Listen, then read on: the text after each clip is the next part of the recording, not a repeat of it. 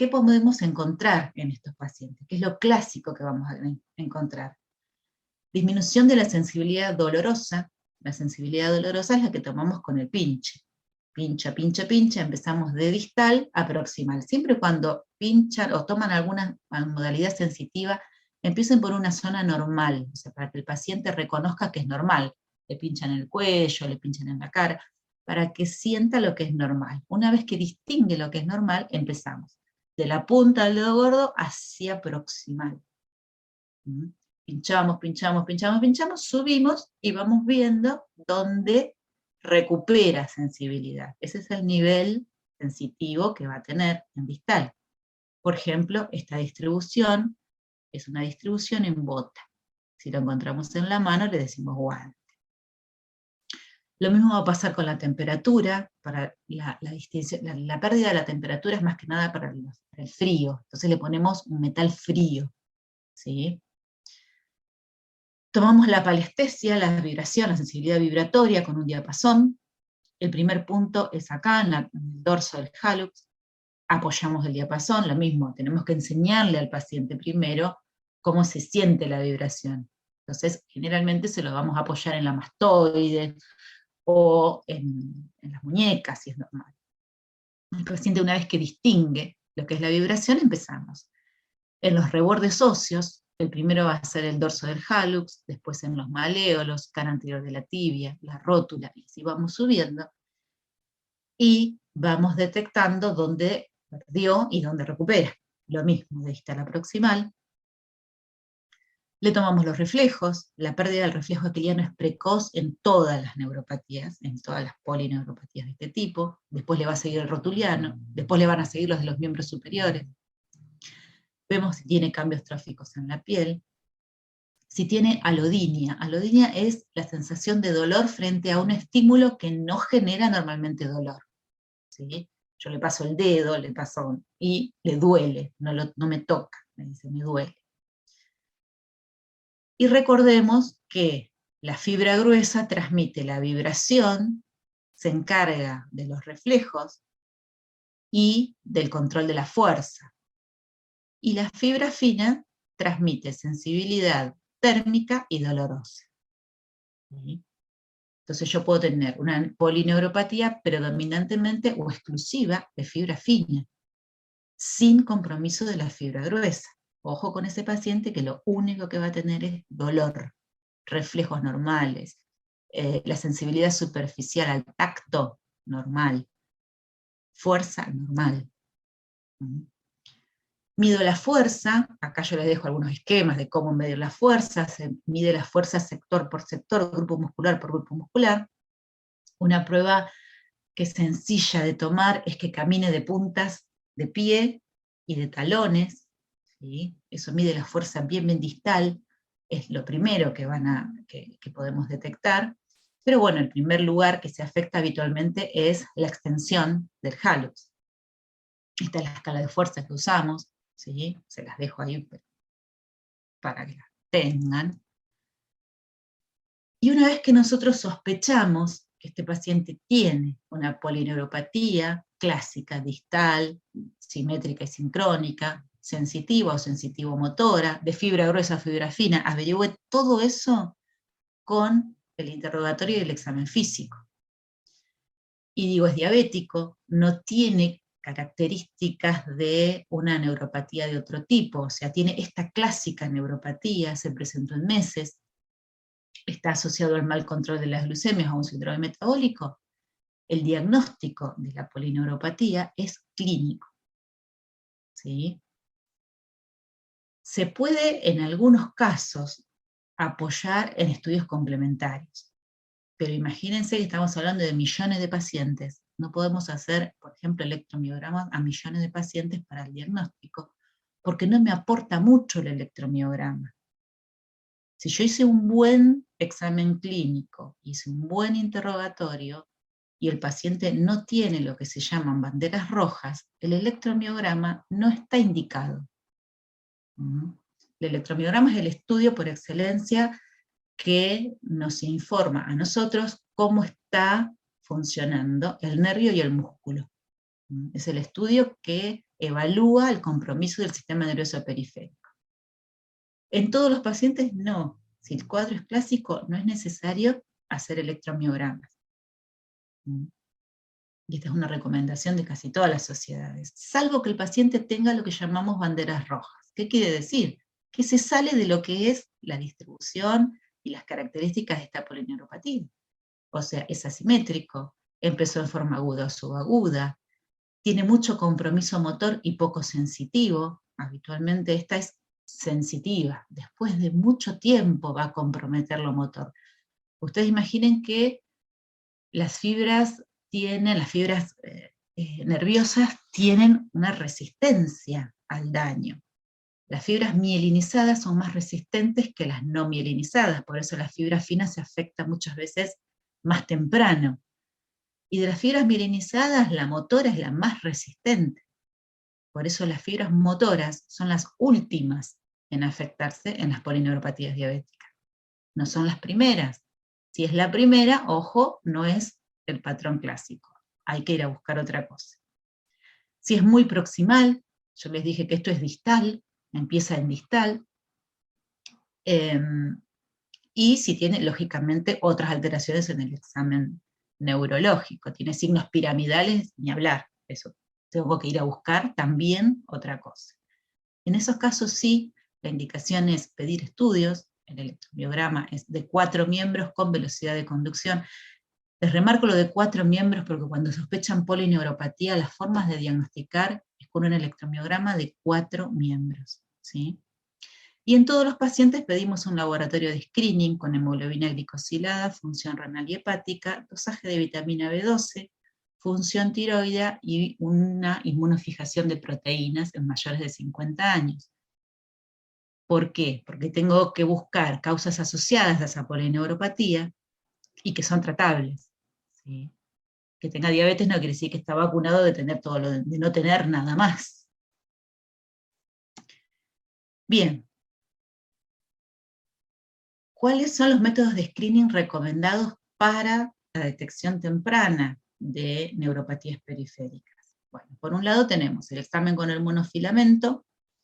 El monofilamento lo podemos aplicar en estos puntos, debajo del primero, tercer y quinto dedo, en la cabeza de los metatarsos, y en la punta del dedo gordo, en la cara plantar del dedo gordo, bien en la punta. En estos 4 puntos son los puntos más sensibles. Con que yo pierda uno, o sea, el paciente si no detecta que lo estoy tocando con el monofilamento, ya es pérdida de un punto. La pérdida de un punto indica que tiene neuropatía y que tiene riesgo de una úlcera, con lo cual tengo que tomar ya otras medidas. Tiene el mismo valor tomar la sensibilidad vibratoria, ¿sí? Quizás, no sé, requiere más entrenamiento, todo, pero tiene el mismo valor. Yo tomo la sensibilidad, veo cuánto dura, si la detecta, cuánto dura esa sensación, y voy evaluando con eso la evolución del compromiso neuropático. ¿Qué es lo que se recomienda? Que en los pacientes diabéticos tipo 1 se realice un screening para detectar neuropatía de este tipo, a los 5 años del diagnóstico y luego anualmente. Y en los pacientes con diabetes tipo 2 al momento del diagnóstico y luego también anualmente. Bien, lo tengo diagnosticado, ¿qué hago con este paciente? Bueno, por un lado, primero es las medidas preventivas para que no progrese.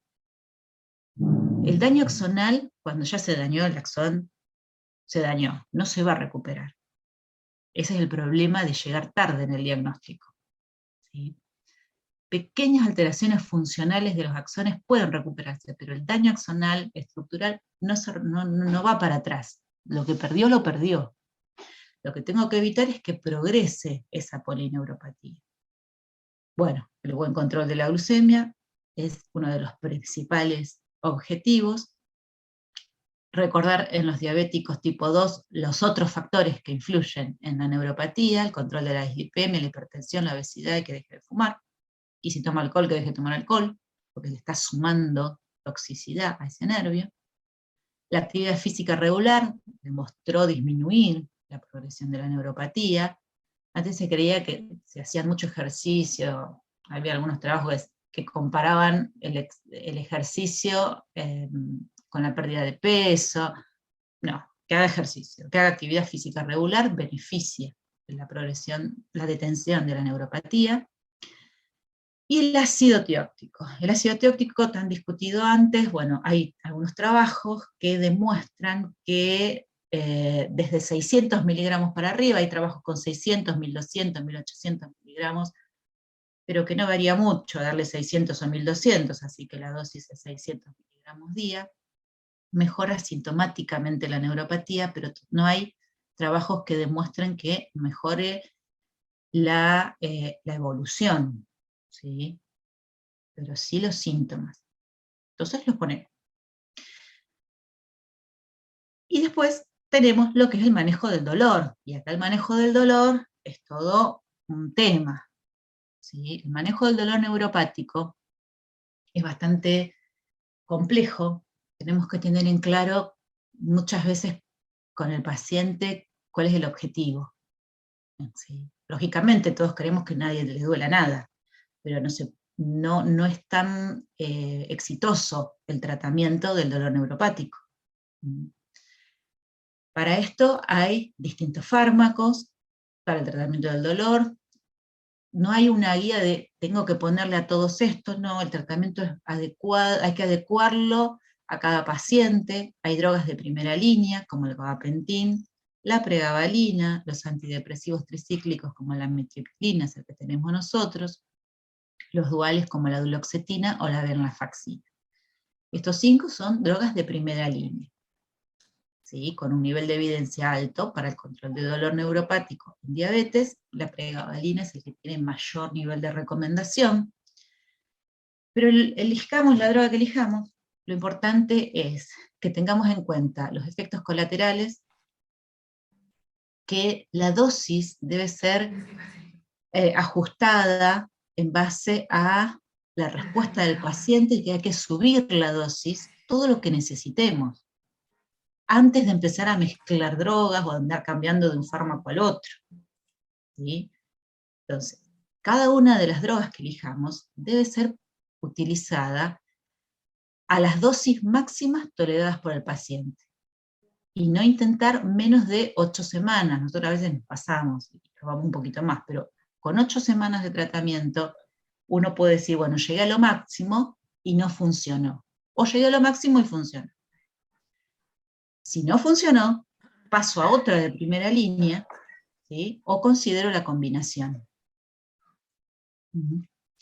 Pero el límite, antes de llegar a la dosis máxima, me lo va a dar solamente la tolerancia del paciente. ¿Qué quiero decir? Que no puedo ir a un paciente que tiene 75 miligramos de pregabalina, que lo está tolerando bien, que está con dolor, que ese dolor no mejoró en forma significativa, y que no le subo la dosis, o que ya estoy mezclando amitriptilina, por ejemplo, cuando la dosis de pregabalina recomendada para dolor neuropático empieza en 150, con un máximo lógico de 600. ¿Sí? Entonces, estas son cuestiones que vemos, tenemos que revisar siempre, que es que el dolor, el fracaso o la mala respuesta al tratamiento para dolor neuropático no se deba a la mala utilización de dosis, ¿sí? A veces hay, no sé, como temor de subir y subir, pero si no, no tiene sentido utilizarlo tampoco. ¿Bien? Y no hay que confundir el dolor neuropático con la pérdida sensitiva. La pérdida sensitiva no se medica. No le voy a... O sea, el paciente dice, tengo los pies dormidos. Está dormido. No le voy a poner pregabalina porque está dormido. El tratamiento es del dolor. Y esto es algo que hay que no confundir, porque los pacientes a veces dicen, no ando mejor, no estoy mejor, no estoy mejor. ¿Pero qué no está mejor? ¿Sí? Ni confundirlo con otro cuadro que suelen presentar secundario a la polineuropatía, que son las piernas inquietas, que este es un cuadro que se presenta a la noche, con esta inquietud que me obliga a mover las piernas. Es otra cosa. Las piernas inquietas no se tratan con estos fármacos, sino con otros. ¿Bien? Pero bueno, no es sencillo el manejo del dolor neuropático. ¿Está bien? Bien, esta es la clásica polineuropatía. Tenemos otros cuadros, ¿sí? Dijimos que tenemos cuadros agudos, como la radiculopatía lumbosacra, en donde recordamos que la distribución es unilateral, más proximal, el paciente la presenta generalmente en semanas, se instala en semanas, es doloroso, le genera mucha debilidad, empieza de un lado y después puede afectar el lado contralateral, y tienen atrofia muscular precoz. Todo eso es muy característico en estos pacientes. ¿Sí? No es frecuente, por suerte no es muy frecuente, se asocia a pérdida de peso brusca en estos pacientes. Lógicamente en estos casos sí les vamos a hacer un electromiograma. El electromiograma me va a dar que tiene un compromiso polirradicular del plexo. Y en cuanto al tratamiento, lo más importante es estabilizar la glucemia, y hay no hay acuerdo sobre el tratamiento inmunomodulador o inmunosupresor, pero hay trabajos que dicen que si la amiotrofia es severa, con mucho dolor, estaría indicado utilizar inmunoglobulinas o pulsos de corticoides endovenosos, ¿sí? Que mejoran el dolor. Pero bueno, no es un estándar de tratamiento para todos los casos, ¿sí?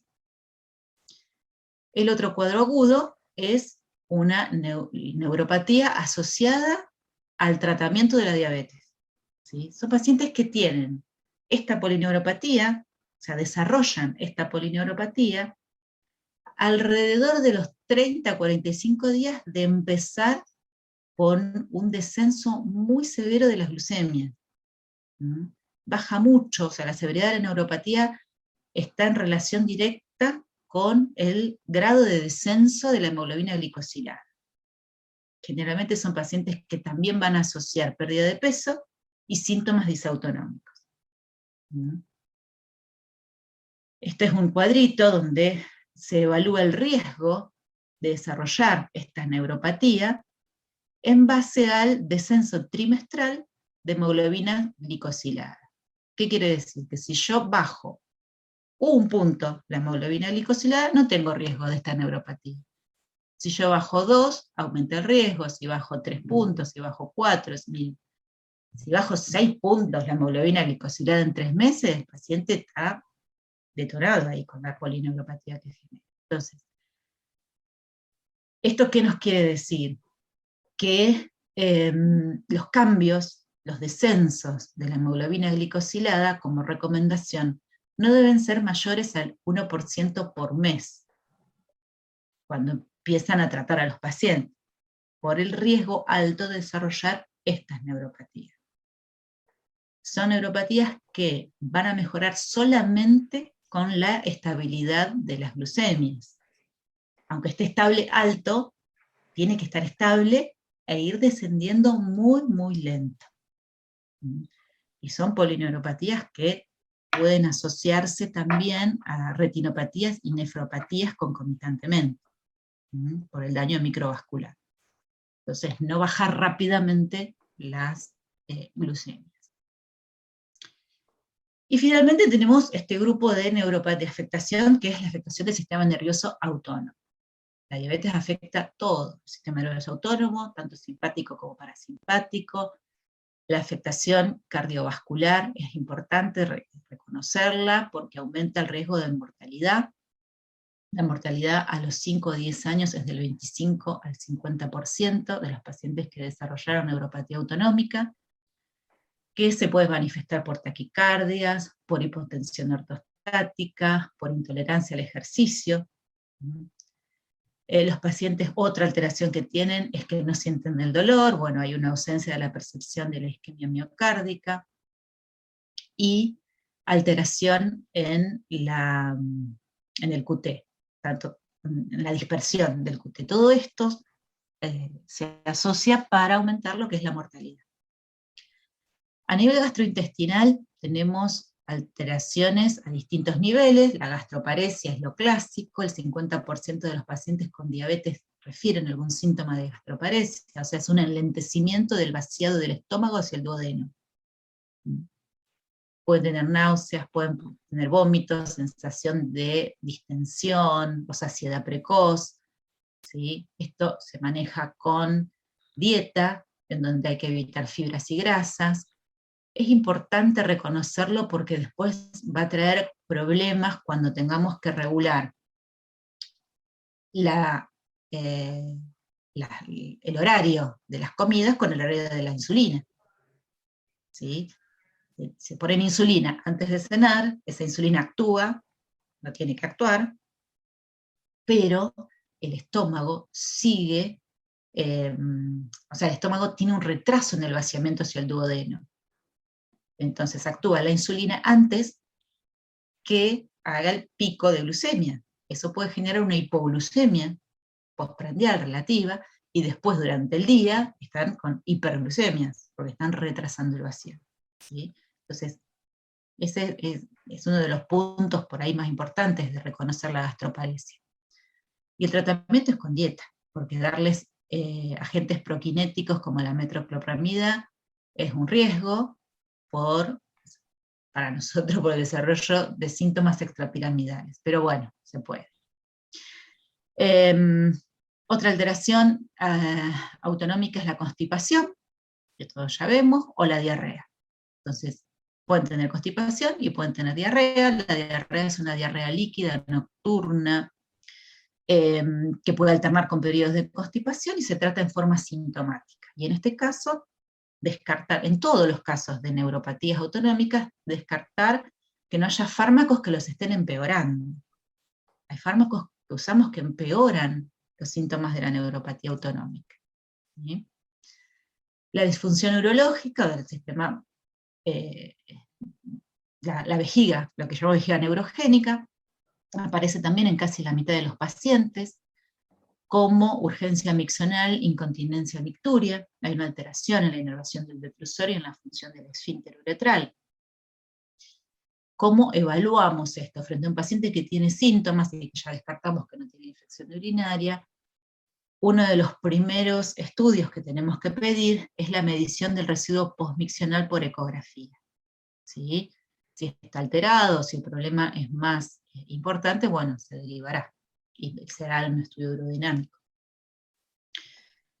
La disfunción sexual afecta tanto a hombres como a mujeres. Alrededor del 70% de los pacientes van a tener algún síntoma, disfunción eréctil o dolor en las relaciones. Y la disfunción sudomotora también. Se puede manifestar, acá hay una presentación que es clásica, que los pacientes tienen los pies y las piernas secas, ¿sí? Y a nivel proximal están húmedos, o sea, hay una hiperhidrosis proximal. Esa hiperhidrosis se genera para poder mantener lo que es la termorregulación. Nosotros eliminamos calor y mantenemos la termorregulación a través de la sudoración. Si yo no tengo una... Sí.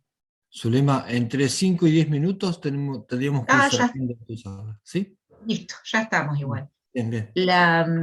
La temperatura, si no podemos regularla porque a nivel distal no tengo una buena función sudomotora, tiene que liberarse a nivel proximal. ¿Sí? Pero bueno, es muchas veces un problema. Estos son, bueno, algunos fármacos que van a alterar o que van a empeorar los síntomas disautonómicos. No los vamos a leer todos, pero hay que repasarlos en todos los pacientes. ¿Sí? Si no están con antidepresivos, si no están con bloqueantes cálcicos, si tienen agentes anticolinérgicos, qué antidepresivos si lo están tomando, están usando. ¿Sí? Bien. Y para terminar, lo hice lo más corto que pude, tenemos que recordar que la neuropatía diabética se puede presentar con síntomas sensitivos, positivos o negativos, síntomas motores o síntomas disautonómicos, en forma difusa o en forma focal.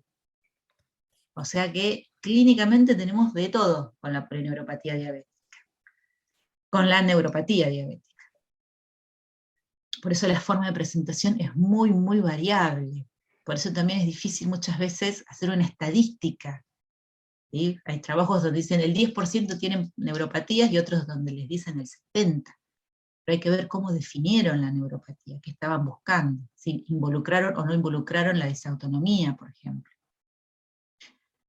La detección temprana de los estados prediabéticos brindan oportunidad para tomar medidas preventivas para evitar la aparición de la neuropatía.